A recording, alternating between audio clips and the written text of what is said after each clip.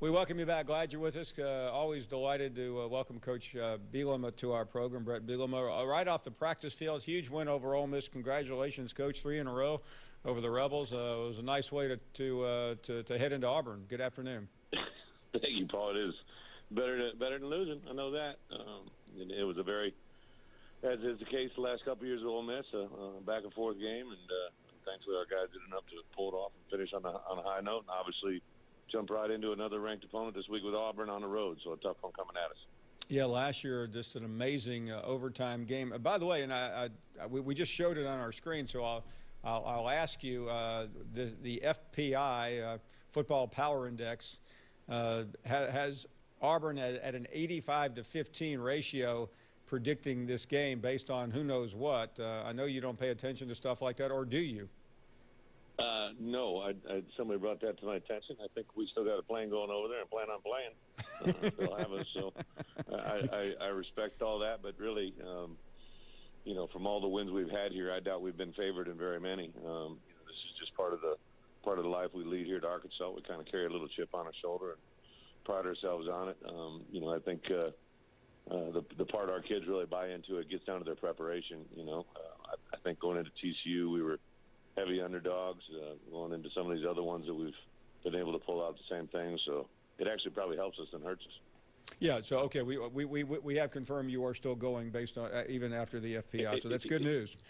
It is. It is. Because I was planning on watching the game. I'd hate not to have you on there. Let me ask you about Austin Allen, and you mentioned him.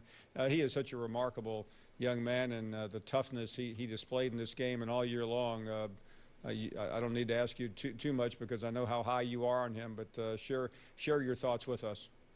Yeah, Paul, from the outside world looking in, I think last year when we lost BA, everybody was a little bit of woe's me, what are they going to do? And, probably the only thing I knew is I'd seen this kid in practice grow during 3 years. He really, the greatest thing about him is he's a great learner. We always talk about taking reps when you're not in the game, and he learned so much from watching his brother, took advantage of every opportunity, but also honed his own skills.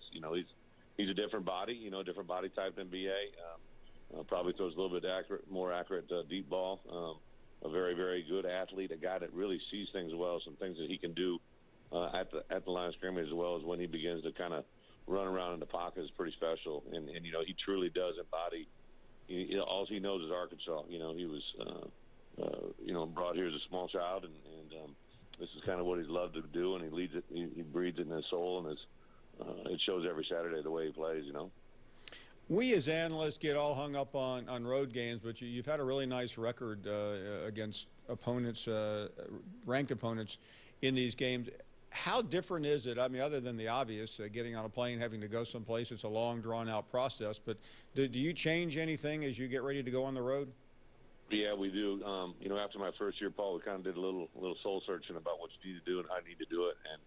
And going into last year, during the summer, we always have these Hogganese classes where you teach our guys things that are bigger than the game itself. It's not necessarily X's and O's or schemes. It's philosophy. It's about reasons. It's about rational thinking. And we took this thing called Code Red, and it really embodies 4 different things that we preach to our kids. And it starts on Sunday when they come over here, and it lasts during the course of the week. It's really about first preparation details. So, what do we got to do during the week to get ready? What's unique? Obviously, we play on a grass surface.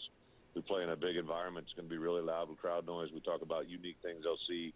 We got an hour bus ride into the stadium that day, then trip details. So we're going to be leaving on a plane. We got to talk about, get your ID, get your clothes packed. Don't wait till Friday morning. It's an early morning. Get your DOP kit. Get all the things that you need to travel. We talk about game day challenges. So, all the things we practice during the week, but they apply to game day only. It's one thing to practice them, but if you don't carry them to Saturday, we're in trouble. And then the fourth thing we talked about is just reaping the rewards. There's no better satisfaction, truly, as a competitor, is to go to somebody else's house and have success. It was a great crowd here on Saturday. We had 70,000 people behind us, but the 70 people we travel with on Saturday that make up our roster and all the support staff, that's all that's going to be there, and we need to lean on that heavy on Saturday.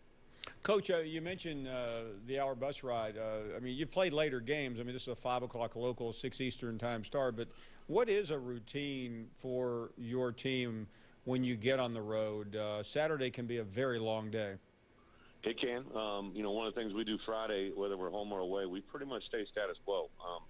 when we have a home game or an away game, we start a certain number of hours up in advance of that. We go through a number of well, first we start off with a little soft tissue recovery just to get their body right, and then we have a chapel service. Then we jump into a special teams meeting, an OD meeting, and then we go out on the field, and we have about an hour-long practice that is a pretty intense practice. We've changed that routine from years past to this year. We actually want to ignite their cardio system, their sweat system, their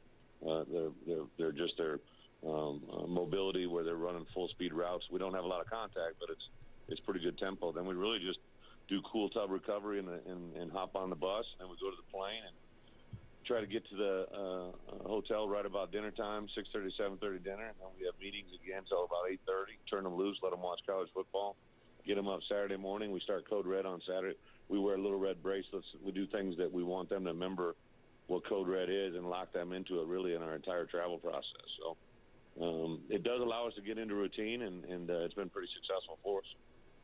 Let me ask you. I mean, with a 5 o'clock game, obviously you have the hour trip. You have to get there earlier. But when you have a later game, do you care, or do you want them watching other games on the day of a game, particularly SEC games, or does it make any difference to you at all? Yeah, we actually kind of talk about that we would prefer them watch. I think, when you want to increase your football IQ, you get smarter by watching. I sure hope they aren't watching Looney Tunes or Comedy Central. I know that.